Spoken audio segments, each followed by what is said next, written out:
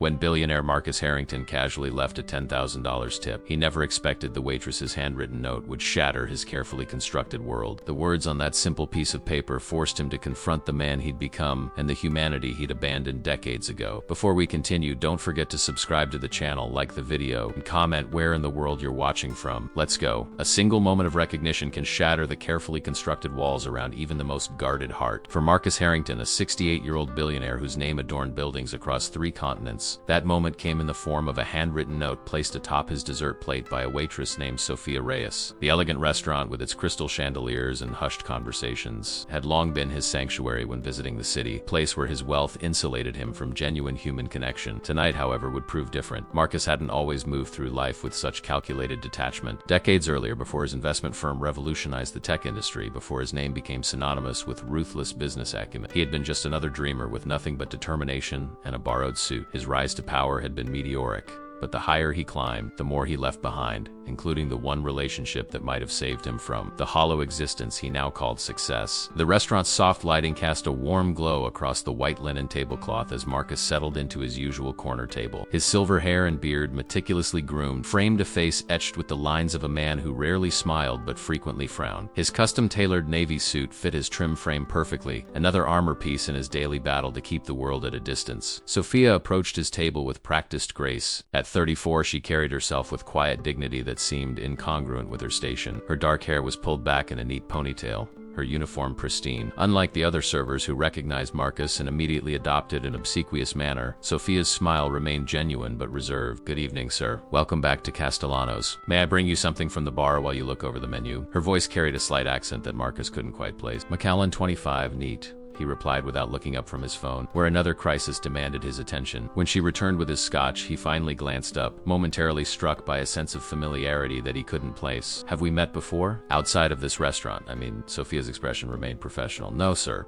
I've only served you here." As the evening progressed, Marcus found himself unusually aware of his server. There was something in her measured movements and direct gaze that commanded respect rather than solicited it. When she recommended the grilled sea bass over his usual steak, he surprised himself by accepting her suggestion. "The chef prepares it with a lemon caper sauce that's quite extraordinary," she said, and for the first time in months, Marcus felt a flicker of anticipation for something as mundane as dinner. The meal proved exceptional, each course perfectly timed, each dish surpassing the last. Though Marcus dined in the world's finest establishments weekly, tonight's experience felt different. Perhaps it was Sophia's unobtrusive attentiveness or the way she seemed to anticipate his needs without hovering. Whatever the cause, he found himself lingering over his wine in no hurry to return to his empty penthouse suite. As the dining room gradually emptied, Marcus requested the check. While waiting, he pulled out his phone to check the Hong Kong market, a habitual action that usually consumed the final minutes of his meal. But tonight, his gaze kept drifting to Sophia as she assisted an elderly couple at a nearby table. There was care in her movements, genuine warmth in her smile as she helped the woman with her coat. When Sophia returned with his check, Marcus made a decision that was both impulsive and calculated. He withdrew his black leather wallet and removed a stack of crisp $100 bills, $10,000 total, and placed them atop the leather folder. "Your service was exemplary," he said, his tone businesslike despite the extraordinary gratuity. "I appreciate excellence." If Sophia was shocked by the amount, she didn't show it. Instead, her dark eyes studied his face with an intensity that made him vaguely uncomfortable. "Thank you, Mr. Harrington. That's very generous. Would you care for anything else before you leave?" The sound of his name surprised. He didn't recall introducing himself. But of course, a man of his prominence was easily recognized, especially in an establishment that catered to the elite. "No, that will be all. I'll return shortly with your receipt," Sophia replied, collecting the leather folder with the bills still visible inside. Marcus returned to his phone, expecting their interaction to conclude with the practiced efficiency that characterized most of his human encounters. When Sophia returned, however, she placed before him not just his receipt, but also a folded piece of paper. "I hope you'll forgive the presumption," she said quietly, "but I thought you might want to have this." Before Marcus could respond, she had turned away to attend to another table, leaving him alone with the mysterious note. With uncharacteristic hesitation, he unfolded the paper and began to read. "Mr. Harrington, **. You don't remember me, but you changed my life 22 years ago. I was 12 years old, standing outside your office building in the rain because my mother, who cleaned your offices at night, couldn't afford childcare. You noticed me there 3 nights in a row and asked why I wasn't at home. When I explained, You arranged for the company to establish an after-hours program for employees' children, complete with tutoring and meals. ***, that program allowed me to finish my homework each night instead of waiting in the lobby. The tutors helped me improve my grades. The regular meals meant I didn't go to bed hungry. I was able to earn a partial scholarship to college, the first in my family to attend. ***, Asterisk, I've wanted to thank you, but you were always surrounded by security and assistance. When I saw you dining alone tonight, it seemed like fate had finally given me my chance. Asterisk, asterisk, your generosity tonight is overwhelming, but I hope you'll permit me to redirect it. I've established a small foundation that provides educational support for children of service work. Your tip tonight will fund 5 scholarships. Asterisk, asterisk, my mother always said true wealth isn't measured by what we have, but by what we give away when no one is watching. You gave without recognition all those years ago. I just wanted you to know that it mattered. Asterisk, asterisk, with deepest gratitude, asterisk, asterisk, Sophia Reyes, asterisk, Marcus stared at the letter, his hands trembling slightly. The program she mentioned, he barely remembered authorizing. It had been a minor expenditure, a momentary decision made during a building inspection that he'd promptly forgotten. Yet here was living proof that this small act, this afterthought in his empire building, had altered the course of someone's life. He looked up, searching for Sophia, suddenly desperate to speak with her. She was across the room, efficiently clearing a table, unaware of the emotional earthquake she had just triggered within him. The weight of decades pressed down on Marcus as memories flooded back, not just of the rain-soaked child outside his building, but of countless moments when he could have connected, could have made a difference, yet chose to remain isolated in his pursuit of wealth and power. How many other lives had he touched without realizing? How many opportunities for meaningful impact had he missed while chasing the next acquisition? As Sophia approached his table again, Marcus found himself at a rare loss for words. His usual confident demeanor had crumbled, leaving him vulnerable in a way he hadn't experienced since his youth. Tears welled in his eyes, tears he couldn't explain or control. "Is everything all right, Mr. Harrington?" Sophia asked, genuine concern in her voice. Marcus held up the letter with a shaking hand. "I don't remember," he admitted, his voice rough with emotion. "I don't remember you or your mother. I should, but I don't." Sophia's expression softened. "You wouldn't remember. You were busy running a global company, but my mother, Lena Reyes, she remembered. She told me how you noticed me in the lobby and instead of having security remove me, you asked questions and then actually listened to the answers." Marcus struggled to compose himself, acutely aware they were in a public place, that he was Marcus Harrington, who never displayed weakness or sentiment. Yet the dam had broken and decades of suppressed emotion threatened to overwhelm him. "Please," he said, gesturing to the empty chair across from him. "Would you sit for a moment? Just a moment of your time." Sophia glanced around the nearly empty restaurant, then nodded to her manager across the room before taking the seat. "I didn't mean to upset you," she said. "That was never my intention." "You haven't upset me," Marcus replied, though the evidence on his face contradicted his words. "You've awakened me. This program you mentioned, what happened to it?" "It ran for almost 10 years, Sophia explained. "It helped dozens of families, not just mine. But after you sold the company, the new owners discontinued. Cost-cutting measures, they said." Marcus nodded, remembering the acquisition, another triumph in a long line of profitable exits. He'd never considered the human implications of the operational efficiencies the buyers had promised shareholders. "And your foundation?" he asked. "Tell me about that." As Sophia described her small nonprofit that provided after-school tutoring and meal programs for children of hotel and restaurant workers, Marcus listened with an intensity usually reserved for high-stakes negotiations. Here was purpose. Here was impact. Here was everything his wealth had failed to provide, a genuine connection to humanity. "I'd like to help," he said abruptly, interrupting her description of their annual fundraiser. "Not just with this single quotes," he gestured toward the check with its extraordinary tip, "but really help. Expand your programs. Reach more families." Sophia studied him, her expression cautious yet hopeful. "With respect, Mr. Harrington, charity isn't about making the giver feel better. It's about creating sustainable change. If you're serious, I'd welcome your support, but it would require more than just writing a check." "You're right," Marcus said, composing himself with visible effort. "I've spent my life thinking impact could be measured in dollar signs and market share. I'd like to learn a different way." Sophia regarded him with a mixture of surprise and cautious optimism. In her years of service work, she had encountered countless wealthy patrons who made grand gestures in moments of emotion, only to disappear when the reality of commitment arose. Yet something in Marcus Harrington's broken composure suggested authenticity. "Our next board meeting is Thursday at 7 p.m., she said finally. "We meet at the community center on Westmore Avenue. Nothing fancy. If you're serious, come and listen first. Understand what we're trying to accomplish before making promises." Marcus nodded, more humbled by her measured response than he cared to admit. "I'll be there." As Sophia stood to return to her duties, Marcus found himself reluctant to end their conversation. "Your mother Anna, you said? Is she still in the city?"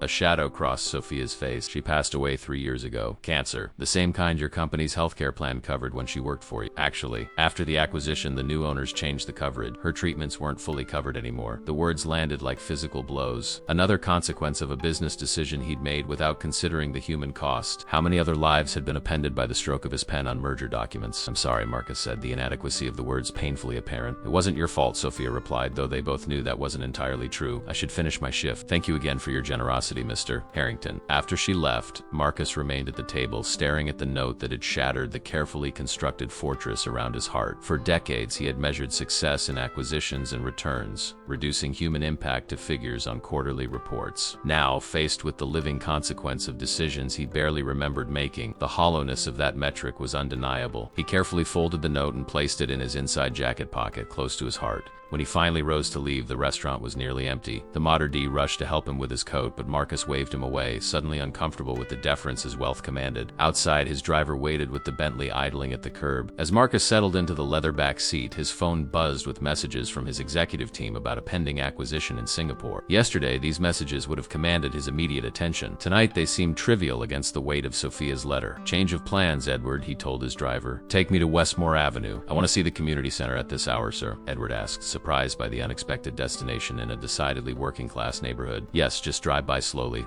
I don't need to go in." As they cruised through the city, the gleaming skyscrapers of the financial district gave way to modest apartment buildings and small businesses. The community center, when they reached it, was an unassuming brick building with a small playground adjacent to it. A faded sign announced after-school programs and community classes. Through the windows, Marcus could see lights still on. Adults and teenagers gathered around tables in what appeared to be an evening class. "Circle the block once more," he instructed. This was Sophia's world, not the rarefied atmosphere of boardrooms and private clubs, but a place of genuine connection and tangible impact. For the first time in years, Marcus felt a stirring of purpose that had nothing to do with profit margins or market domination. Back at his penthouse, Marcus declined his housekeeper's offer of a nightcap and retreated to his study. The room, with its leather-bound books and antique desk, had always been his sanctuary. Tonight it felt like a museum, beautiful but lifeless, preserving artifacts of a past that no longer served him. He opened his laptop and searched for Sophia's foundation, the Elevate program for family education. The website was simple but professional,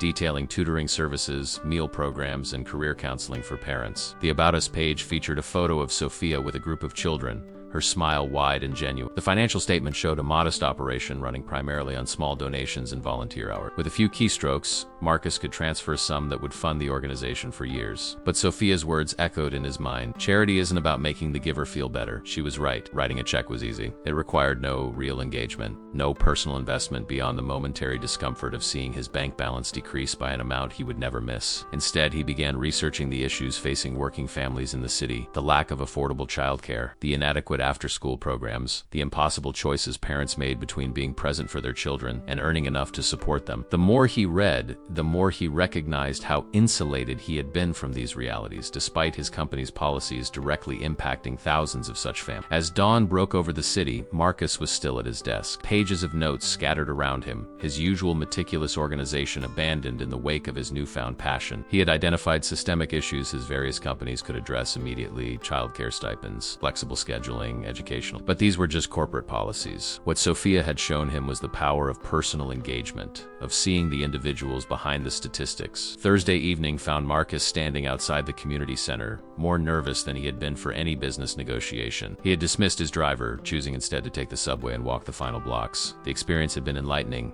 the crowded train car, the diverse neighborhoods, the everyday struggles visible on the faces of his fellow commuters. This was the world his business decisions affected, yet one he rarely encountered firsthand. Inside, the multi-purpose room had been arranged with folding chairs around a large table. About a dozen people were already seated, a diverse group ranging from young professionals to retirees. Sophia was at the head of the table, reviewing documents with an older gentleman. She looked up when Marcus entered, surprise briefly flickering across her face before she composed herself. "Mr. Harrington," she greeted him, crossing the room. "I wasn't sure you'd come." "Marcus, please," he insisted, suddenly aware of how formal his surname sounded in this setting. "And I said I would be here." Sophia nodded, accepting his statement without further comment. "We're just getting started. Let me introduce you to everyone." As she led him around the table, Marcus was struck by the genuine welcome he received. These people knew who he was, his reputation, his wealth, yet they treated him not with the deference he was accustomed to, but as a potential ally in their cause. The meeting itself was a revelation. There were no Robert's Rules of Order, no parliamentary procedure, just passionate discussion about real issues facing the families they serve. Budget constraints were discussed frankly, program successes celebrated, and challenges addressed with creative problem-solving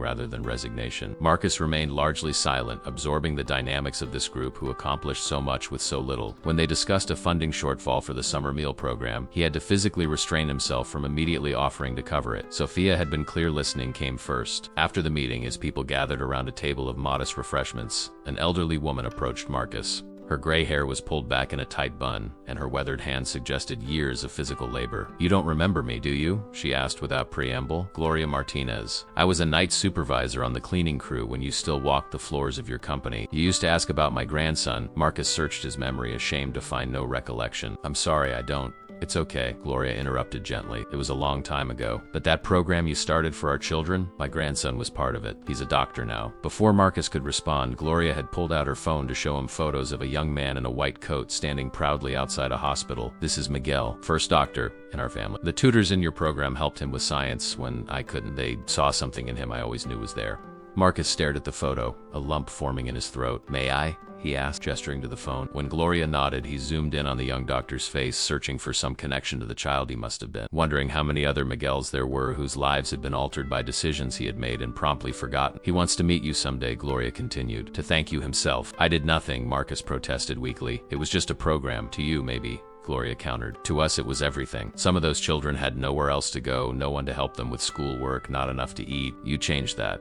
As Gloria moved away to speak with another board member, Marcus found himself overwhelmed once again. He slipped outside to the small playground adjacent to the center, seeking a moment to compose himself in the cool evening air. He sat heavily on a bench, watching the last light fade from the sky. The playground equipment cast long shadows across the worn grass, and somewhere in the distance a car alarm briefly sounded before falling silent. It'd be a lot to take in. Sophia's voice came from behind him. She sat beside him on the bench, leaving a respectful distance between them. "I keep thinking about all the people I've forgotten," Marcus admitted, staring at his hands. "All the lives I've touched without realizing it, for better or worse. How many Miguels are out there? How many others whose futures were shaped by decisions I made and never thought about again?" Sophia remained silent, allowing him the space to process his thoughts. "And how many others suffered because of my choices?" he continued. "Like your mother, losing healthcare coverage because I decided to sell to the highest bidder without considering what would happen afterward." "You can't carry the weight of every consequence," Sophia said finally. "No one can. But I should have tried," Marcus insisted. "I had the power to demand better terms, to ensure continuity of benefits. I just didn't think it mattered."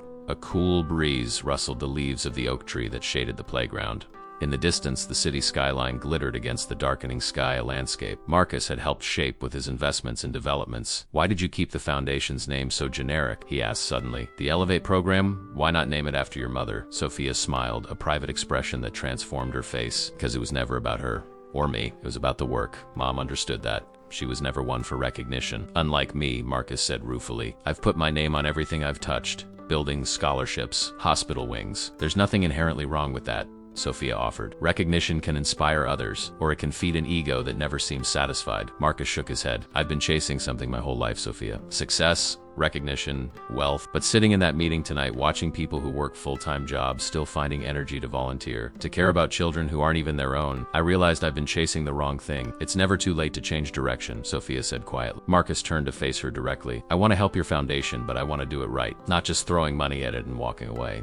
I want to understand how it works, why it works. That would mean real involvement," Sophia cautioned. "Time, not just resources, I know. And that's exactly what I need." He hesitated, then added, "Would you be willing to show me? Be my guide in this world I've been adjacent to but never really seen?" The request hung between them, vulnerable and earnest. Sophia studied him, searching for signs of the entitled billionaire beneath this humble exterior. "Why?" she asked finally. "Why now? After all these years of success doing things your way?" It was the question Marcus had been asking himself since reading her note. "Because success isn't what I thought it was," he answered slowly. "I'm 68 years old, Sophia. I have more money than I could spend in 10 lifetimes, my name on buildings across the globe. And yet when I read your note, when I realized that a small decision I barely remembered had changed the course of your life, it was the first time in decades I felt something real, something that mattered." His voice broke on the last word and he looked away, embarrassed by this continued display of emotion. "Okay," Sophia said simply, "but we do this properly.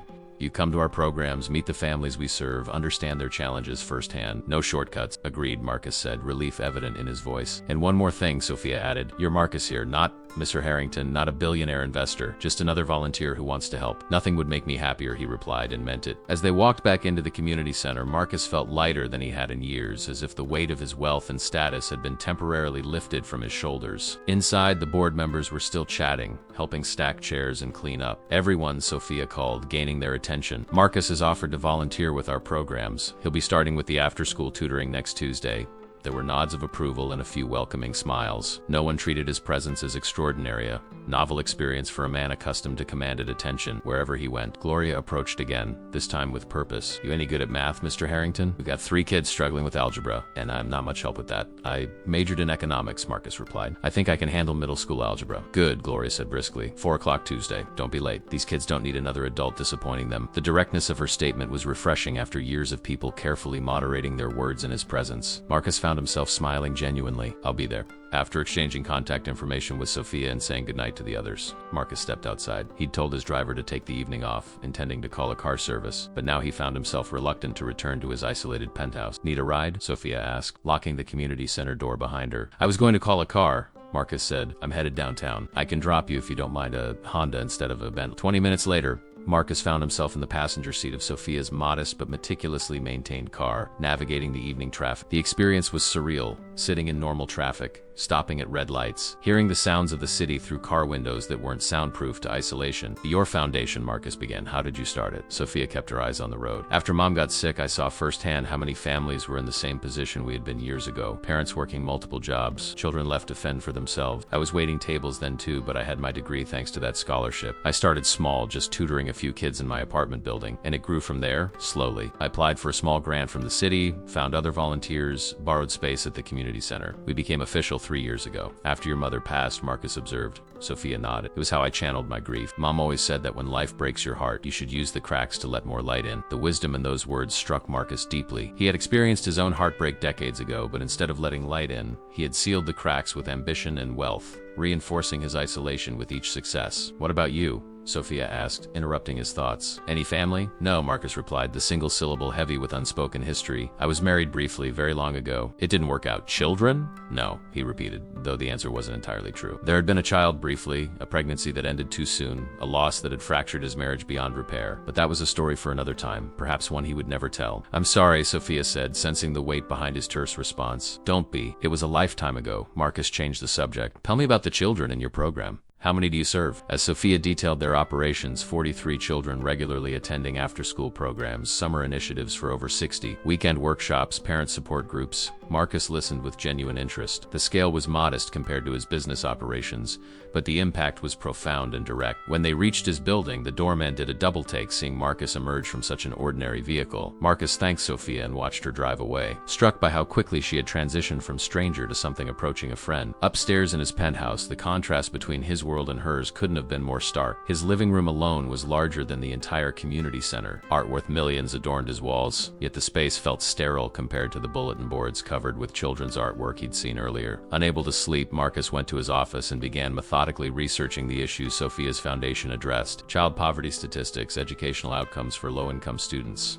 the impact of after-school programs on academic achievement. He approached these social issues with the same analytical rigor he applied to potential investments. By morning, he had compiled a comprehensive brief on the challenges facing working families in the city, complete with successful intervention models and potential areas for innovation. It was impressive work, yet as he reviewed it, Marcus realized it still reflected his tendency to approach problems from a distance, to analyze rather than engage. Tuesday would be different. Tuesday, he would sit beside real children with real struggles and attempt to help them understand algebra not through policy or funding, but through direct personal engagement. The prospect terrified and exhilarated him in equal measure. Tuesday afternoon found Marcus standing outside the community center 15 minutes early, dressed in what his personal shopper had assured him was casual business attire, a light blue button-down shirt and charcoal slacks that probably cost more than what most of the parents earned in a week. He'd left his watch and cufflinks at home, conscious of Sophia's request that he blend in rather than stand out. The center was already alive with activity when he entered. Children of various ages were scattered throughout the main room, some eating snacks at the tables, others already working on homework. A whiteboard on the wall assigned volunteer tutors to specific students and subjects. Gloria spotted him immediately. "Right on time," she said approvingly. "Come meet your students." She led him to a table where 3 children sat, 2 boys and a girl, all around 12 or 13. "This is Jamal, Luis, and Desiree. Kids, this is Marcus. He's going to help you with algebra today." The children looked up with varying degrees of interest and skepticism. Desiree, wearing a bright yellow headband that contrasted with her serious expression, spoke first. "Are you really good at math?" "Because M's. Gloria said you were, but adults say that kind of stuff all the time." Her directness startled a laugh out of Marcus. "I was good at math a very long time ago. Let's see if I still remember how it works." He sat down at the table, immediately aware that the children were sizing him up, determining whether he was worth their trust and attention. It was not unlike the beginning of a high-stakes negotiation, except the stakes here felt considerably higher. "What are you working on today?" he asked, looking at the textbooks and worksheets spread across the table. "Solving for X," Louise said with a grimace. "It's stupid. When am I ever going to use this?" It was a question Marcus had heard countless times from young associates at his firm, usually regarding complex financial projections or obscure tax regulations. His standard answer had always been a dismissive "when you're trying to make money," but looking at Luce's genuinely frustrated expression, he knew a different approach was needed. "What do you want to be when you grow up?" Marcus asked instead. Lee shrugged. "I don't know, maybe work on cars. My uncle's a mechanic and he lets me help sometime." "Perfect example," Marcus said, warming to his subject. "When a mechanic diagnoses an engine problem, they're solving for an unknown just like solving for X. They have all these variables, the sounds the engine makes, how the car performed, what the diagnostic computer tells them, and they have to figure out the one thing that's causing the problem." Lise looked skeptical but slightly more interested. "Or think about cooking," Marcus continued, turning to Desiree, who had mentioned enjoying her culinary arts elective. "If a recipe needs to serve more people than it was written for, you have to adjust all the ingredients proportionally. That's algebra," Desiree said. "I never thought about it like that. What about video games?" Jamal asked, testing whether Marcus could make the subject relevant to his interest. Marcus paused, out of his depth. He hadn't played a video game since Pong was cutting-edge technology. "I'm not much of a gamer," he admitted. "How do you think algebra might apply there?" Jamal seemed surprised by the question being turned back to him. "Well, I guess when you're calculating damage, like if your character has a weapon with certain stats and then you add buffs or whatever, That sounds exactly like algebra to me," Marcus agreed. "You're taking a base value and modifying it with variables to solve for a final result." The ice broke and they turned to the actual homework. Marcus was surprised to find his knowledge of algebra returning quickly, though he had to adjust his explanations several times when he realized he was using business terms the children didn't understand. "No, see, X is like the profit you're trying to," he caught himself. "Sorry, think of X as the treasure you're searching for, and all these other numbers are the clues on your map." As the hour progressed, Marcus found himself increasingly invested in their understanding. When Desiree finally solved a particularly challenging problem on her own, the pride he felt was startlingly intense, more satisfying than closing his last billion-dollar deal. Across the room, Sophia moved between tables, helping with English homework and occasionally glancing over to check on Marcus. When their eyes met once, she gave him an encouraging nod that somehow meant more than accolades from the world's top business publications. After the tutoring session ended and the children departed with their parents, Marcus lingered,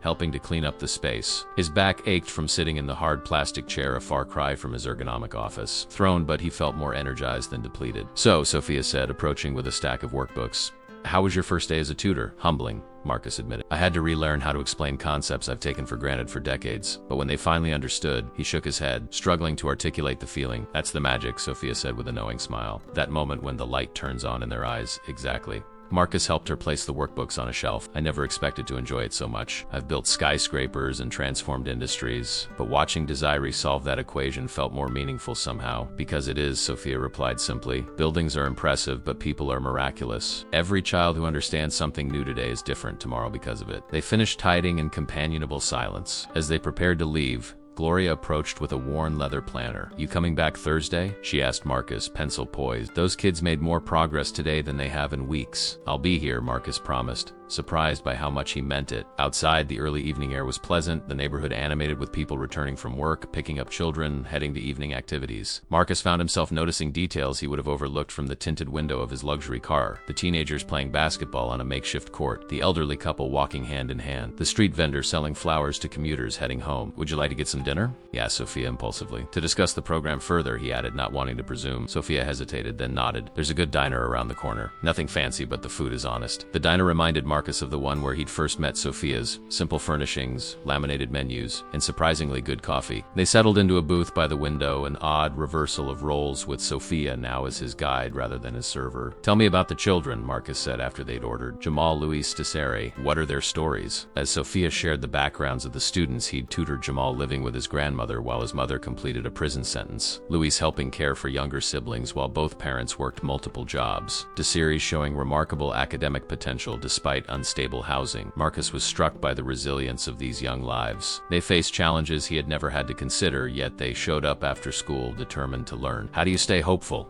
Marcus asked. "Knowing all the obstacles they face?" Sophia considered the question. "Because I've seen what's possible.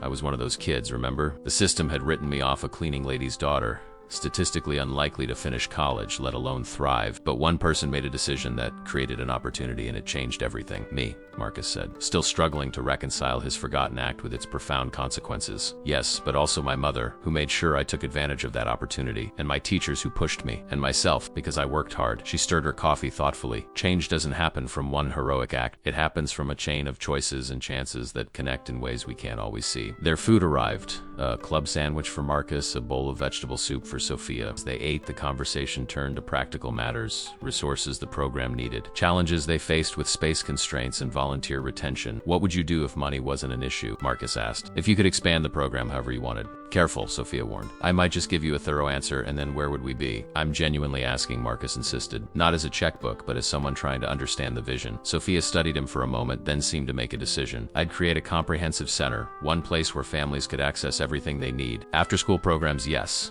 but also job training for parents, healthcare services, legal aid, quality childcare. A community hub that addresses the whole ecosystem of challenges these families face. The passion in her voice was compelling. This wasn't a fundraising pitch. It was a dream she had clearly thought about extensively but rarely shared. The problem with most programs, she continued, warming to her subject, is fragmentation. Families are sent from one agency to another, filling out different forms, meeting different requirements, trying to piece together support systems while already stretched too thin. We could change that paradigm entirely. As she outlined her vision, Marcus found himself mentally calculating costs, identifying potential properties, considering staffing structures, not to dismiss her ideas as impractical, but to begin mapping how they might become reality. This was the kind of challenge that engaged his strategic mind, but with a purpose that resonated more deeply than profit margins ever had. It's a beautiful vision, he said when she finished. Ambitious, but not impossible. Says the man who builds skyscrapers, Sophia replied with a small smile. Buildings are easy, Marcus said, echoing her earlier sentence. It's people who are the real challenge and the real opportunity. Over the next few weeks, Marcus established a routine that would have been unrecognizable to his former self. Tuesdays and Thursdays were dedicated to tutoring at the community center. Wednesdays, he joined Sophia for home visits to families who couldn't bring their children to the center. Weekends often found him helping with facility maintenance tasks he'd previously hired people to handle without a second thought.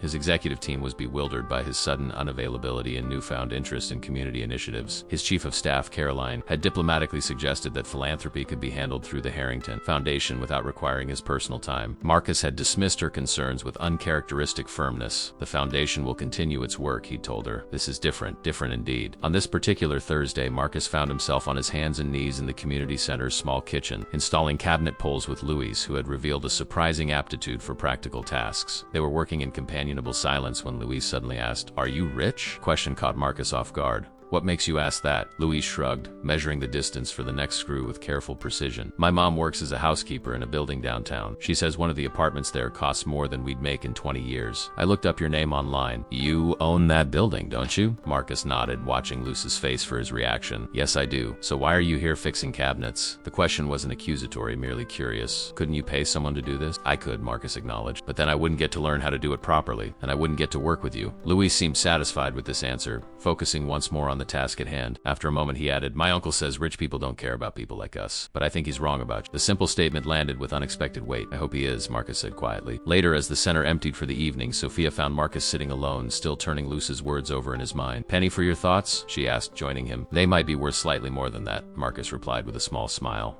"I was thinking about perspective, about how differently the world looks from where Louise stands versus where I've stood most of my life." Sophia nodded. "It's why we ask our volunteers to spend time in the community, not just at the center. You can't understand someone's challenges from a distance. I've spent decades creating distance," Marcus admitted, "building literal and figurative walls between myself and the world." "Why?" The directness of her question was refreshing. Marcus was silent for a long moment, considering how much to share. "Protection, I suppose. It's easier to make hard decisions when you don't see the faces of the people affected. And now I'm seeing the faces. I'm not sure I like what that reveals about the decisions I've made." Sophia seemed to sense his need to change the subject. "The summer program starts in 3 weeks. We could use help with the field trips if you're interested." "Field trips?" Marcus perked up.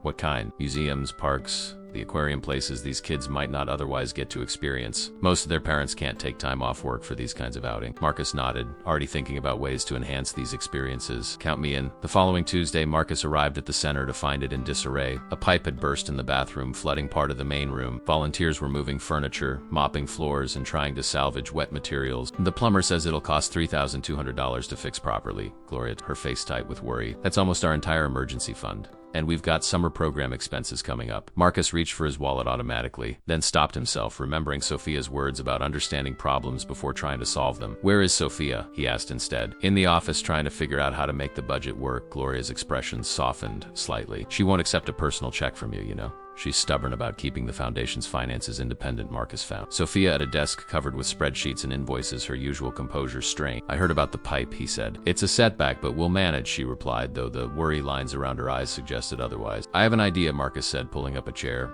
Not a handout, but a legitimate solution. Let me explain. His proposal was simple. His property management company would handle the repairs as part of a new community service initiative he was launching. The foundation would be the pilot participant, receiving needed maintenance at no cost while providing his company with a tax-deductible service opportunity. This isn't charity, he insisted. It's good business. My team has been looking for meaningful community engagement opportunities. This works for everyone. Sophia studied him suspiciously. And this program just happened to materialize today? The concept has been in development, Marcus replied, not quite meeting her eye. Today's incident simply accelerated the timeline. She shook her head, but he could see her resistance weak. You're as stubborn as I am, just with more resources. Is that a yes? It's a, we need to discuss this with the board, Sophia countered. But given our situation, I suspect they'll approve. They did approve. And by the end of the week, the community center had not only new pipes, but also repairs to several other issues the maintenance team had discovered. Marcus had been careful to keep his personal involvement minimal, directing rather than funding, but the outcome was the same. The foundation's emergency fund remained intact, and the facility was in better condition than before. What Marcus hadn't anticipated was how quickly word would spread through his company. The maintenance team's enthusiasm about the project had sparked interest from other departments. By month's end, he had accountants offering financial literacy workshops, HR staff proposing resume clinics, and IT specialists volunteering to upgrade the center's computer lab. You've created a monster, Sophia observed one evening as they reviewed the growing list of corporate volunteers. A benevolent one, I hope, Marcus replied. They were sitting on a bench in the park adjacent to the center, watching as the last of the children were picked up by parents finishing long work days. The setting sun cast a golden glow over the playground where Desiree was showing her younger brother how to use the monkey bars. I never thought I'd see Harrington Enterprises employees spending their free time like this, Marcus admitted. Maybe they've been wanting to all along, Sophia suggests. Sometimes people just need permission to care, or a pathway to show it. Perhaps. Marcus watched Desiree's patient instruction, the way she encouraged each of her brother's attempts. I've been thinking about your comprehensive center idea. Dangerous territory, Sophia said lightly. I have a property, Marcus continued, choosing his words carefully. A former community college satellite campus my company acquired last year for redevelopment. 5 buildings on 3 acres, just sitting vacant while we navigate zonings. Sophia turned to face him, her expression guarded. And it could be exactly what you described. Space for education programs, healthcare services, childcare, job training, all under one roof. The infrastructure's already there. Marcus, it's not a gift, he said quickly. It's a partnership. My company would retain ownership but lease it to a new nonprofit entity for a nominal fee. Your foundation would be the anchor organization. But we'd bring in other partners, healthcare providers, legal aid, workforce development programs. Sophia was silent, clearly struggling between excitement at the possibility and caution about its implications. This isn't about writing a check and walking away, Marcus assured her. It's about leveraging resources to build something sustainable, something that outlasts both of us. The scale you're talking about, it would be millions in operating costs annually, which is why we'd create an endowment, Marcus explained. I've been talking to some of my peers quietly. No commitments yet about matching contributions. Corporate partnerships, government grants, service fees from partner organizations that can afford them. It could work. Sophia, she looked at him with an intensity that made him momentarily uncomfortable. Why are you doing this? Really? The question penetrated his carefully constructed proposal, forcing him to examine his true motivations. Because I've spent my life building monuments to wealth, he said finally. I'd like to build at least one monument to human potential before I'm gone. The honesty of his answer seemed to reach her. I'll need to see the property, she said, and the full proposal, and discuss it with the board. Of course, and I won't let you steamroll this process the way you probably do business deals. I would expect nothing less. They sat in silence as dusk deepened around them, each contemplating the possibilities and pitfalls of what they were considering. Finally, Desiree and her brother approached, ready to leave. Marcus Desiree said, are you really going to take us to the Science Museum next week? Absolutely, Marcus confirmed. I've arranged for a special behind-the-scenes tour. Even the planetarium? Her brother asked excitedly. Especially the planetarium, Marcus promised. As the children waved goodbye, Sophia gave Marcus a curious look. Behind-the-scenes tour? The museum's director serves on the board of my foundation, Marcus explained. When I mentioned the field trip, she was happy to arrange something special. You're learning to use your powers for good, Sophia observed with a small smile. I'm trying, Marcus admitted, It's surprisingly satisfying. The former satellite campus looked both better and worse than Sophia had expected. Better because the buildings were structurally sound and surprisingly well designed, with large windows allowing natural light to flood the spaces. Worse because years of neglect had left the facilities in disrepair, peeling paint, damaged flooring, outdated systems. Marcus walked beside her through the main building, watching her reactions carefully. They'd been exploring for nearly an hour, with him pointing out potential uses for each space: classrooms converted to tutoring centers, the cafeteria reimagined as a community kitchen, administrative offices transformed into healthcare consultation. "What do you think?" he finally asked as they stood in what had once been a small auditorium. Sophia ran her hand along a dusty railing, considering her words carefully. "It has tremendous potential," she admitted. "The location is perfect, accessible by public transit, centrally located between the neighborhoods we serve." "But," Marcus prompted, sensing her hesitation. "But this is massive, Marcus. My foundation operates on a budget of less than $300,000 annually. What you're proposing would require millions in startup costs alone, not to mention ongoing operations. The financial structure isn't just about money," Sophia interrupted.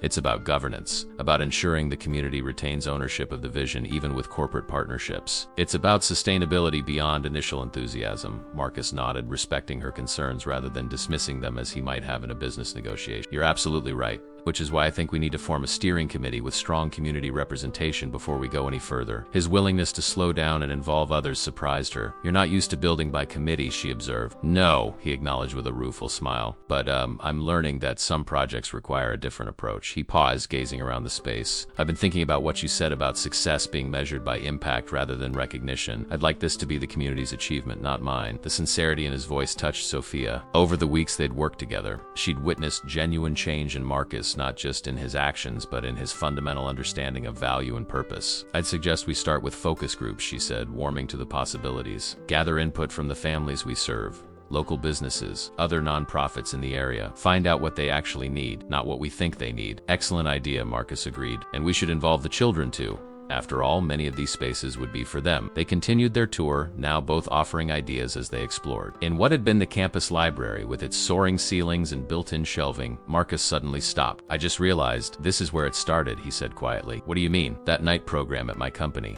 The one that helped you and your mother. I remember now when the idea came to me." He touched a bookshelf gently, as if connecting with a distant memory. "I was walking through the corporate library. It looked something like this, and I saw a child sitting alone at a table, surrounded by paperwork. It was you." Sophia stilled, the moment suddenly charged with significance. "You were so small," Marcus continued, his voice distant, "so serious with these enormous glasses that kept sliding down your nose. I asked what you were working on and you said fractions." Sophia finished for him, the memory suddenly vivid. "They're hard but important." "Yes," Marcus breathed, surprised. "You remember?" "Vaguely. I remember being scared when you approached this tall man in an expensive suit. But then you sat down and showed me a trick for understanding denominators using the books on the shelf." Marcus nodded slowly.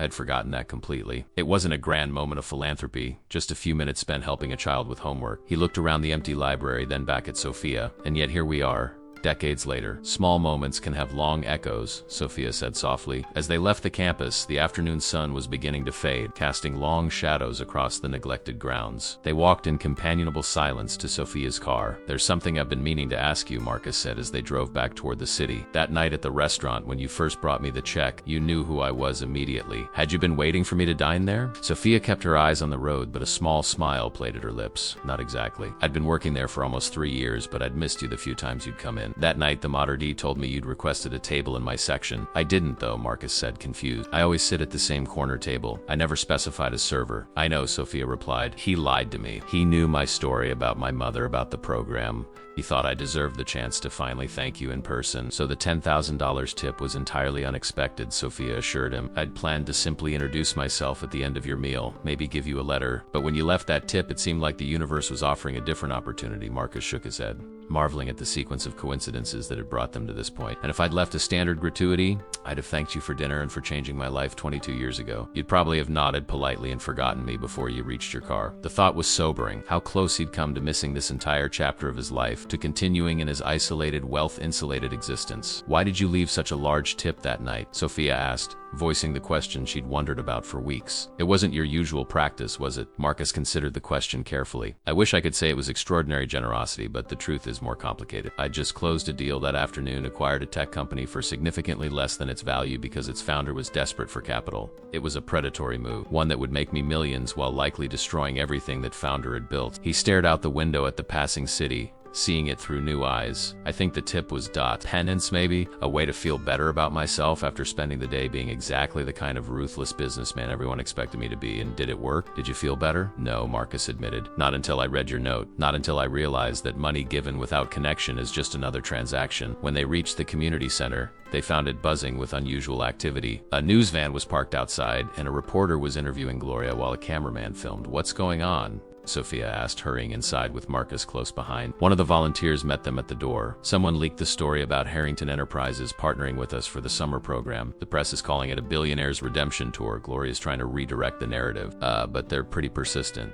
Marcus felt a familiar cold dread, the sensation that had accompanied every unwanted public exposure throughout his career. But this time the feeling was intensified by something new, fear that this publicity would damage what they were building. I'm sorry, he told Sophia. This isn't what I wanted. She assessed the situation quickly. Did you tip off the press? Of course not, Marcus replied, offended by the suggestion. Then we'll handle it together. She squared her shoulders and headed toward the cluster of reporters who had now noticed their arrival. Marcus watched as Sophia intercepted them, her posture calm but firm. He couldn't hear her words, but within minutes, the reporters were packing up their equipment, looking simultaneously chastened and intrigued. What did you say to them? He asked when she returned. I told them the truth, that our work is about the children and families we serve, not about wealthy benefactors or heartwarming news segments. I invited them to cover our program substantively if they're interested in real community journalism, not human interest fluff. Marcus smiled despite his concern. And they agreed to that? The education reporter did, Sophia replied. She's coming back next week to do a serious piece on educational outcomes for children in our programs. The others, she shrugged, they'll move on to the next headline. Inside, the children were gathered for the after-school program, largely oblivious to the brief media intrusion. Desiree waved excitedly when she spotted them. Mr. Marcus, Ms. Sophia, guess what? I got an A on my math test. The simple joy in her announcement pushed the media concerns from Marcus's mind. That's wonderful, Desiree. I knew you could do it. As the children shared their day's achievements and challenges, Marcus felt a profound sense of belonging that had eluded him in exclusive boardrooms and first-class lounges. Here, his value wasn't measured by his net worth, but by his presence, his attention, his willingness to listen and help. Later, as they prepared for the tutoring session, Sophia pulled Marcus aside. The publicity might actually work in our favor for the new center, she said, pragmatic. Create some momentum with potential partners. You're not upset about the media? No. But we should be strategic about the narrative moving forward. This can't be about your redemption or my gratitude. It has to be about the vision, about what's possible when communities have the resources they need. Marcus nodded, impressed once again by her clarity and focus. Agreed. No personal narrative, just the mission.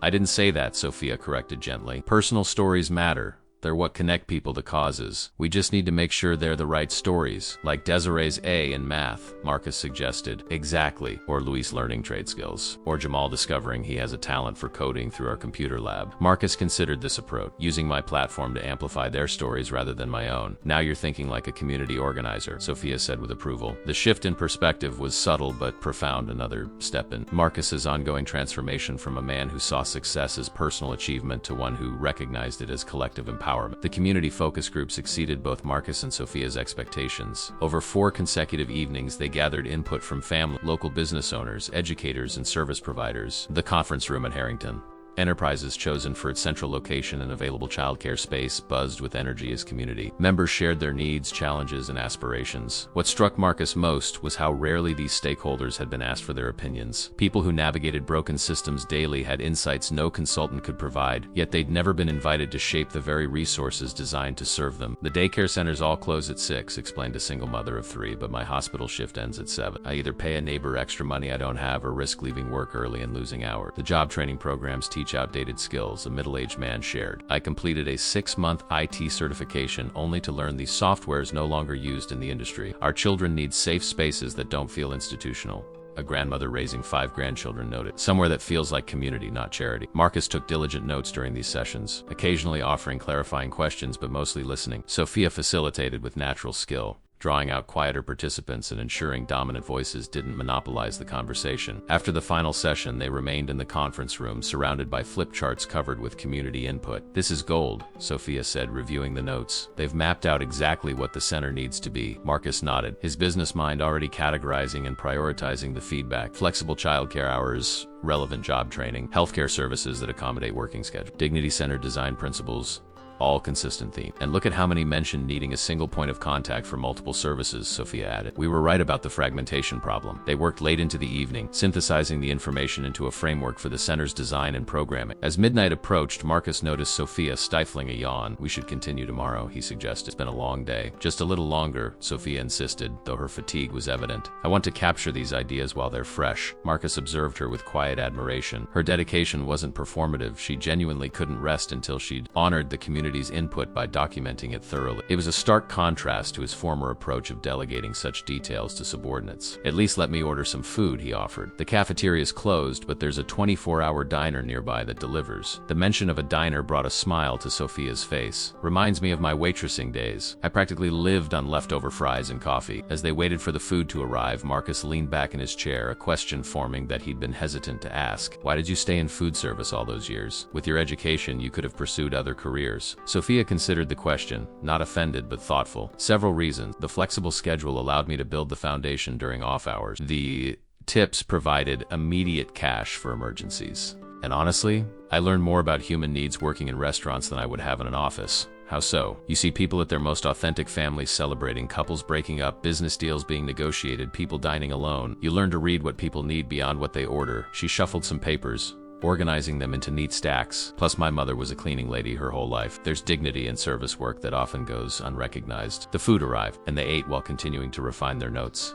By the time they finished, they had a preliminary vision document that captured the community's voice while adding their own expertise. I'll share this with the steering committee tomorrow, Sophia said as they packed up, but I think we've got a solid foundation here. Marcus nodded, pleased with their progress but aware of the challenges ahead. The next step is the financial model. We need to make this sustainable beyond initial funding. Speaking of funding, Sophia began, her tone shifting slightly. Robert Ashford called me today. Marcus stiffened. Robert Ashford was his chief competitor, the CEO of a rival development company known for aggressive tactics and superficial philanthropy. What did he want? He heard about our project. Apparently the media coverage reached him. He offered to partner with a significant donation, provided the center bears the Ashford name. Of course he did, Marcus muttered, unsurprised but irritated. He's trying to co-opt the project, that's what I thought, Sophia agreed. I told him we're not accepting naming rights donations at this time, but I'd keep his interest in mind. Marcus smiled despite his annoyance. Diplomatic rejection. Well done. He wasn't happy, Sophia admitted. He suggested that without his support we might struggle to secure other corporate partners. The implied threat was clear, and Marcus felt a familiar competitive anger rise. In the past, he would have immediately launched a counteroffensive, called in favors, leveraged relationships, perhaps even threatened Ashford directly, but those tactics now felt discordant with the project they were building. What do you think we should do? He asked instead,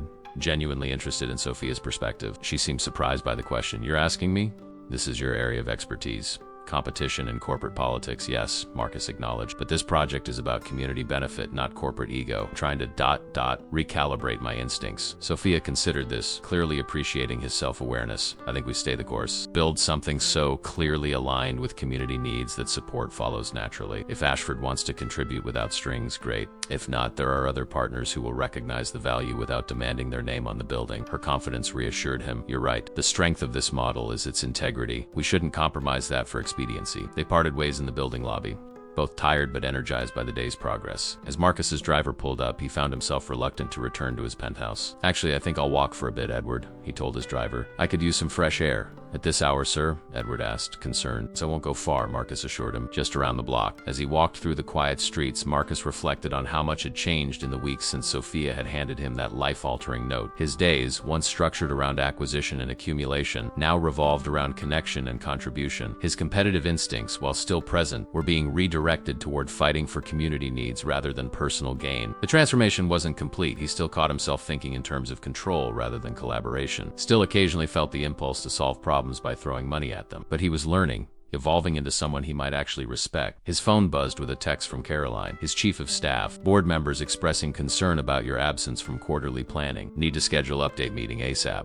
The message pulled him back to the corporate world he'd been increasingly distant from. He couldn't ignore his responsibilities indefinitely. The company employed thousands of people who depended on its success. The challenge now was integration, how to bring his evolving values into his existing role rather than compartmentalizing his life into separate spheres. He texted back, schedule meeting for Thursday morning. Also, prepare summary of all company properties currently slated for redevelopment, looking at potential for community-centered approaches. It was a small step, but perhaps meaningful, the beginning of bringing his awakening consciousness into the boardroom, rather than leaving it at the door. When he returned to his penthouse, Marcus found himself standing before the wall of achievements that dominated. His living room framed magazine covers featuring his success, awards for business excellence, photographs with world leaders and celebrities. For the first time, the display struck him as oddly hollow, a monument to a definition of success he no longer fully embraced. On impulse, he took down one of the frames, a Fortune magazine cover proclaiming him Developer of the Year, and replaced it with a child's drawing Desiree had given him last week. The colorful rendering showed stick figures of children playing in front of a building labeled Our Center, with a tall figure labeled Mr. Marcus standing nearby. The simple drawing looked absurdly out of place among the professional accolade, yet somehow it felt more meaningful than anything else on the wall. The next morning, Marcus arrived at the community center early. The summer program was in full swing, with children engaged in various activities throughout the space. He found Gloria supervising an art project, her usual no-nonsense demeanor softened by the children's enthusiasm. They're making vision boards, she explained as he approached. Their ideas for the new center. Marcus surveyed the tables where children cut images from pictures and wrote words describing their ideal community space. The creativity and hope evident in their work was deeply moving. May I join them? He asked. Gloria raised an eyebrow, clearly amused by the image of a billionaire sitting at a child-sized table with scissors and glue. Be my guest. There's an empty seat by Jamal. Marcus spent the next hour working alongside the children, listening to their explanations of their vision boards, offering encouragement, and even creating a simple one himself. When Sophia arrived, she stopped in the doorway, clearly surprised to find him there, his designer shirt sleeves rolled up, helping a young girl find the perfect magazine cutout for her project. Their eyes met across the room, and something unspoken passed between them, a recognition that in this unlikely place, surrounded by children's artwork and dreams, they had both found something essential that had been missing from their lives. The steering committee meeting was held in the community center's main room, deliberately chosen over Harrington Enterprises' imposing conference facility. Around the table sat an intentionally diverse group, 3 parents from the program, Gloria and another longtime volunteer, 2 local business owners, a healthcare provider, an education specialist, and a city council representative. Marcus and Sophia completed the circle, with Sophia facilitating. We've compiled the community input into this preliminary vision document, Sophia explained, distributing folders containing their work. Today we'd like your feedback before we develop the formal proposal. As the committee members reviewed the material, Marcus observed their reactions. The parents nodded in recognition at the needs identified. The business owners made notes about potential collaborations. The council representative seemed surprised by the comprehensive scope. This is ambitious, the councilwoman said finally, especially the integrated service model. Most nonprofits struggle with siloed funding streams that prevent exactly this kind of coordination, which is precisely why we need a new approach, Sophia replied. The current fragmented system isn't serving families effectively. I don't disagree, the councilwoman clarified. But the bureaucratic hurdles can be addressed through strategic partnerships, Marcus interjected. We've already identified potential workarounds for the funding silos. The committee spent the next hour dissecting potential challenges and proposing solutions. Throughout the discussion, Marcus found himself increasingly impressed by the practical wisdom in the room, especially from the parents, whose lived experience cut through theoretical debates with concrete reality. One mother, Tamika, who worked as a hospital aide while raising 3 children, offered particularly insightful suggestions about scheduling services around working parents' availability. The system is designed for people with flexibility, she explained, but those of us working hourly jobs with strict schedules can't just take time off for appointments during business hours. We need early morning, eve, and weekend options, which means staff working non-traditional hours, the healthcare provider noted. That impacts operational costs significantly, but improves utilization rates, Marcus countered. If services are available when people can actually access them, we maximize the return on program investment. It struck him, as he made this point, how differently he framed cost-benefit analyses now, measuring return and human impact rather than financial profit. The shift felt natural, even obvious,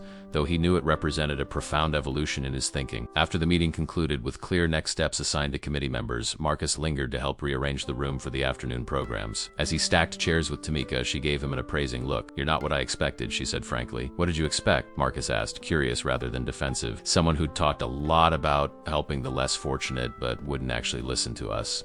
She placed another chair on the stack. Rich people usually think they know what's best without asking. Marcus acknowledged the truth in her assessment with a nod. That would have been an accurate description of me not long ago, he admitted. I'm trying to unlearn some habits. Well, keep unlearning, Tamika said with a small smile. It's working. The simple validation from someone whose opinion he would have dismissed mere months ago meant more than any business award he'd ever received. Later that afternoon, Marcus found himself in an impromptu meeting with Sophia and the architect they'd engaged to develop preliminary designs for the campus renovation. They spread drawings across a table in what had once been the satellite campus's administrative building, based on the community input. We've reimagined the space to promote integration rather than separation, the architect explained, pointing to the plan. Notice how service areas flow into communal spaces. Healthcare connects to the community kitchen, which connects to childcare, which connects to education services. The circular flow creates natural opportunities for interaction, Sophia observed, tracing the pathway with her finger. Exactly, the architect confirmed. No wrong doors, no separate entrances for different services that might create stigma.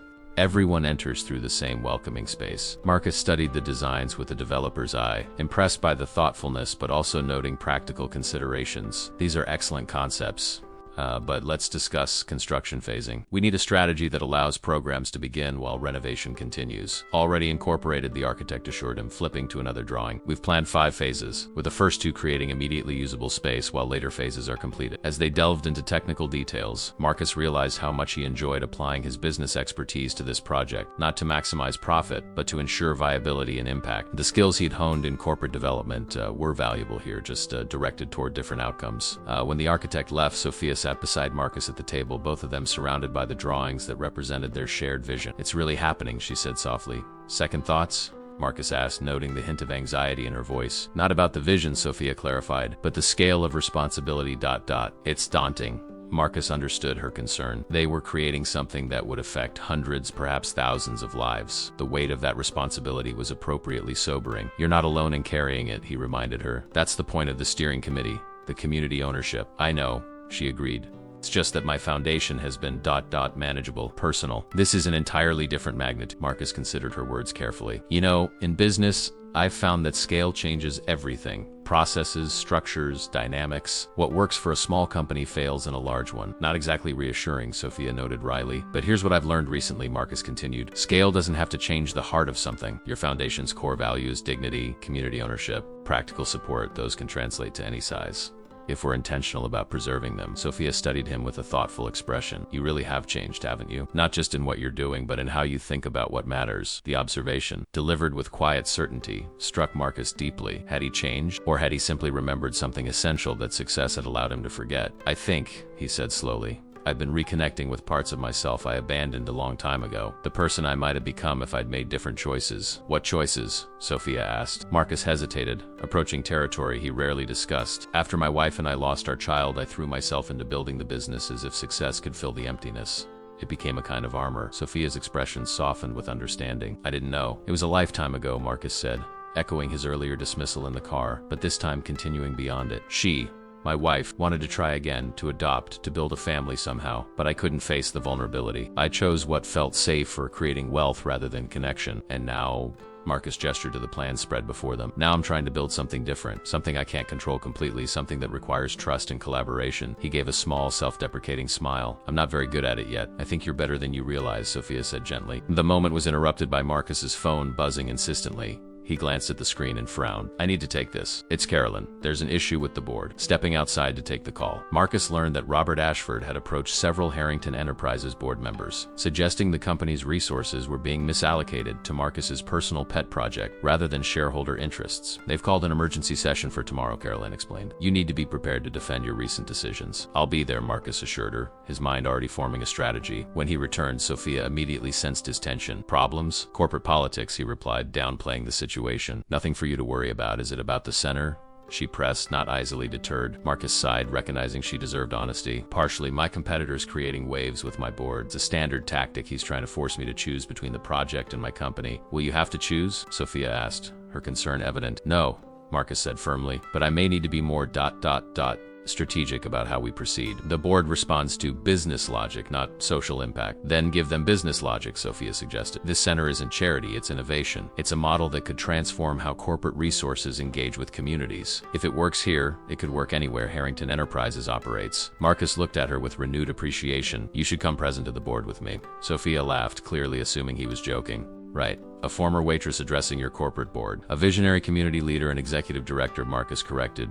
And yes, I'm entirely serious. They need to hear this directly from you. Sophia's expression shifted from amusement to consideration. You really think that would help? I think it would change the entire conversation, Marcus confirmed, if you're willing. After a moment's hesitation, Sophia nodded. All right, but I'm not wearing a corporate suit. Wear whatever you want, Marcus said with a smile. Your authenticity is precisely what they need to see. The Harrington Enterprises boardroom exemplified corporate power 80 stories above the city, with floor-to-ceiling windows offering panoramic views and a gleaming mahogany table that seated 20. Portraits of past chairmen, including Marcus's father, gazed down with stern authority. It was a space designed to intimidate, to reinforce hierarchy and tradition. Sophia, dressed in a simple blue dress rather than corporate attire, seemed completely unfazed by the setting. As board members filed in, primarily older men in expensive suits, with a few women executives similarly attired, she arranged her presentation materials with quiet confidence. Are you nervous? Marcus asked her quietly. Not really, she replied. I've faced tougher audiences. Try explaining budget cuts to parents who can't afford childcare as it is. Her perspective shifted his own anxiety about the meet. He'd been preparing for battle, anticipating hostility from board members influenced by Robert Ashford, but Sophia's calm reminded him that corporate boardroom conflicts, while consequential, weren't life or death matters like those faced by the families they served. Caroline opened the session with typical formality, outlining the agenda. Today's emergency meeting was called to address concerns about resource allocation and strategic direction, specifically regarding M.R. Harrington's recent community development initiative. Marcus noted the careful phrasing concerns had been raised, with no mention of who had raised them or how they'd come to the board's attention. Robert Ashford's influence remained invisible but palpable. Before we begin, Marcus said, taking control of the narrative, I'd like to introduce Sophia Reyes, Executive Director of the Elevate program. Ms. Reyes is my partner in the Community Development Initiative we'll be discussing,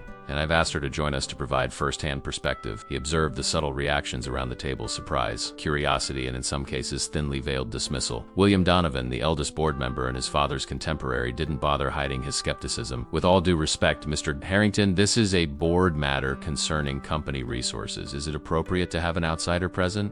Ms. Reyes isn't an outsider, Marcus replied smoothly. She's a key strategic partner in what I believe represents the future of corporate community engagement. And since this meeting concerns that initiative, her expertise is essential to our discussion. Donovan subsided, though his expression remained doubtful. Another board member, Janet Chun, leaned forward with more genuine interest. Perhaps we should hear what Ms. Reyes has to say before making judgments. Thank you, Sophia said, her voice clear and steady. I understand your concerns about how Mr. Harrington is allocating company resources. From a traditional corporate perspective, community investment is often viewed as charity and necessary cost of doing business, but ultimately a drain on the bottom line. She paused, establishing eye contact with several board members. I'm here to suggest that this perspective is not only outdated but represents a missed business opportunity. With that opening, Sophia launched into a presentation that transformed the narrative entirely. Instead of defending the community center as a worthy charitable cause, she positioned it as a pioneering business model for corporate community partnership, one that created measurable value for all stakeholders. When corporations invest meaningfully in community infrastructure,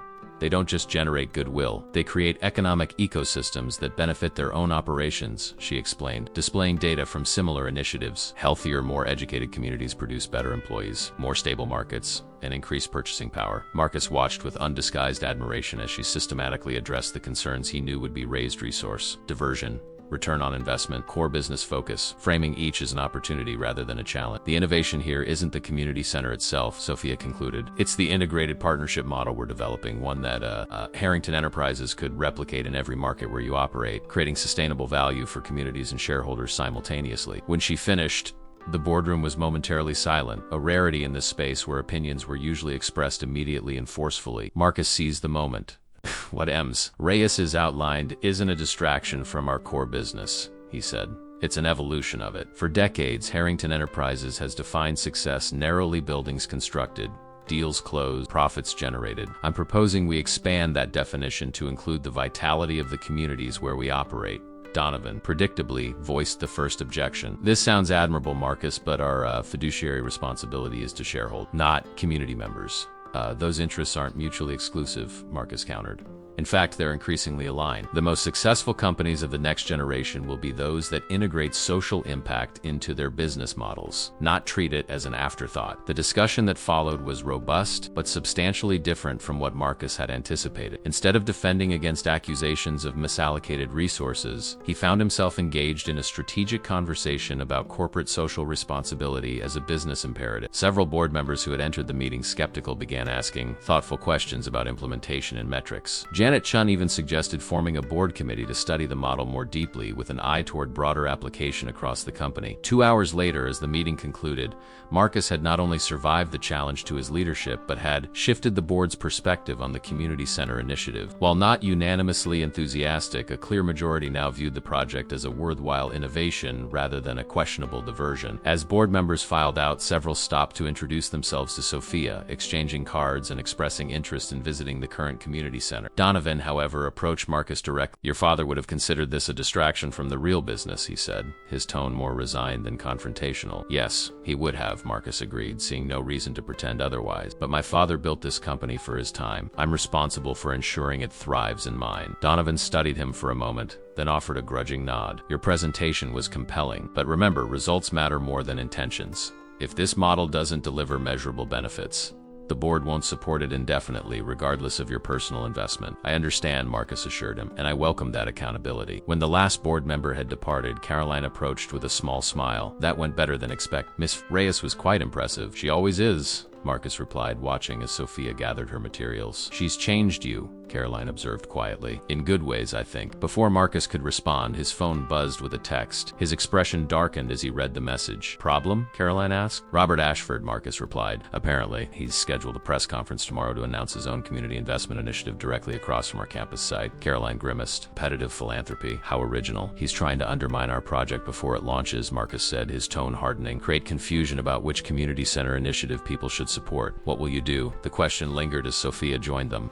"What's wrong?" she asked, immediately sensing the tension. Marcus explained the situation, watching her expression shift from concern to determination. "This isn't about us," she said firmly. "It's about the community. If Ashford genuinely wants to invest in services people need, that's a good thing." "It's not genuine," Marcus countered. "It's a tactical move to divide support and resources. He'll make grand promises, generate headlines, then deliver the minimum once the attention fades. Then we respond by staying focused on substance over spectacle," Sophia insisted. "The families we serve don't care about corporate rivalries. They care about having resources that improve their lives." Her perspective once again recalibrated his thinking. In the past, he would have met Ashford's move with an aggressive counter-strategy, bigger announcement, more impressive numbers, whatever it took to dominate the narrative. Now, he saw the emptiness of such tactics. "You're right," he acknowledged. "We continue as planned, focused on building something real rather than winning a PR battle." As they left the boardroom, Marcus felt a profound sense of clarity. The meeting had been a pivotal moment not just for the community center project, but for his leadership of Harrington Enterprises. He was charting a new course, one that integrated profit with purpose in ways his father's generation would have dismissed as impractical idealism. Outside, the afternoon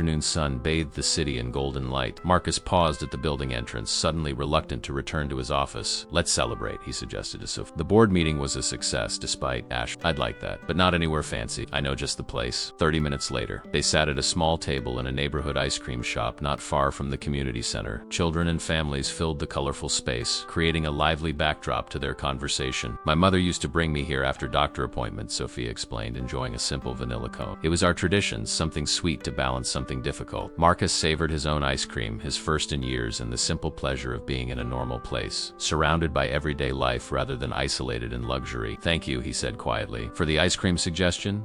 Sophia asked with a smile. "For showing me a different way to measure success," Marcus clarified. "For reminding me what really matters." As they talked, Marcus noticed Sophia occasionally glancing at a family seated nearby, a mother helping 3 young children manage their melting treats, her expression a mixture of exhaustion and tenderness. "That's Tamika," Sophia explained, following his gaze. "From our steering committee." Marcus observed the young mother more carefully, seeing beyond his initial impression to the reality of her life, working multiple jobs, raising children alone, still making time to contribute to community planning. "Should we say hello?" he asked. "No," Sophia decided. "This is her time with her children. We'll see her at the center tomorrow." The simple respect for boundaries reflected everything. Marcus was learning about true community work. It wasn't about imposing help or seeking recognition, but about supporting dignity and connection in ways that mattered to people's actual lives. As they finished their ice cream and prepared to leave, Marcus realized something had shifted within him. The ambitious, competitive drive that had defined his career hadn't disappeared, but it had found a new direction, one that felt more sustainable,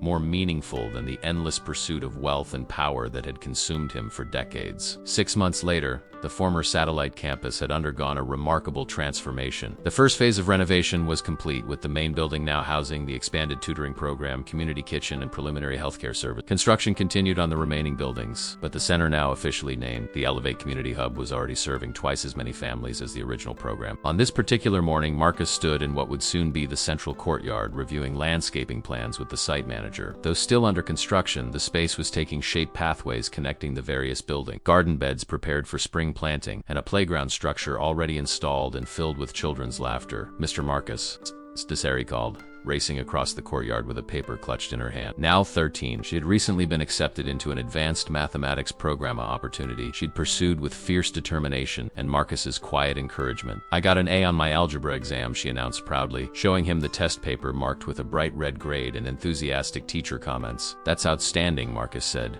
genuinely impressed. "Those equations looked challenging." "They were," Desiree admitted, "but I remembered what you taught me about breaking problems into smaller parts. It really works." As she raced off to share her achievement with others, Marcus felt the now familiar sense of fulfillment that had become a regular part of his life. These small moments of connection and impact had replaced the adrenaline rush of closing massive deals or acquiring new properties. The change still surprised him sometimes, how completely his definition of success had shifted. Inside the main building, he found Sophia in her new office, surrounded by grant applications and program reports. The space was modest but functional, with large windows overlooking the courtyard and walls covered with children's artwork and community photos. "The healthcare partnership agreement just came through," she told him as he entered. "They'll start offering preventative care services next month, including evening and weekend hours." "That's excellent news," Marcus said, taking a seat across from her desk. "Any word on the job training space?" "The equipment arrives next week," Sophia confirmed. "Gloria's already recruited 3 instructors from local trade unions." They discussed operational details for several minutes before Sophia paused,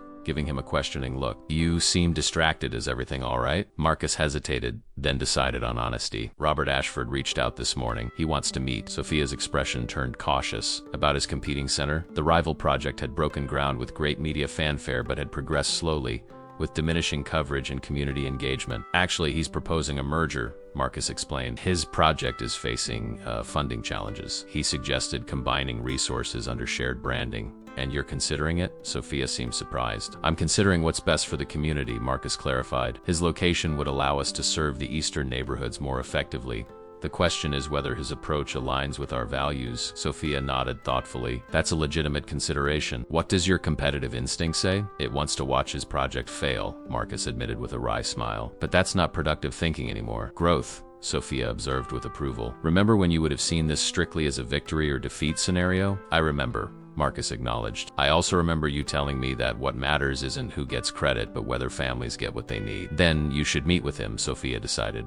"But not alone. Bring community representatives Tamika and Gloria at minimum. Let them assess his sincerity." It was exactly the right approach, balancing pragmatism with principle. Marcus marveled again at how naturally Sophia navigated these complex intersections of power, resources, and human needs. "That reminds me," he said, reaching into his jacket pocket. "I have something for you." He handed her an envelope, simple white stationery, her name written in his precise handwriting. "What's this?" she asked, surprised. "6 months ago you gave me a note that changed my life," Marcus explained. It seemed fitting to mark the occasion with one in return. Sophia opened the envelope carefully. Inside was a single folded page containing just a few handwritten paragraphs. Asterisk Sophia. Asterisk asterisk. 6 months ago you reminded me that true wealth isn't measured by what we have, but by what we give when no one is watching. You showed me that small acts of kindness can echo across decades and that purpose is found in connection rather than acquisition. Asterisk. Asterisk, the $10,000 I left that night was an impulse born from guilt. But what you've given me since then, purpose, community, a different way of measuring success, these are gifts beyond price. Asterisk. Asterisk, thank you for having the courage to reach across the divide that separated us. Thank you for seeing the person I could become rather than the man I had been. Asterisk, asterisk, with deepest gratitude.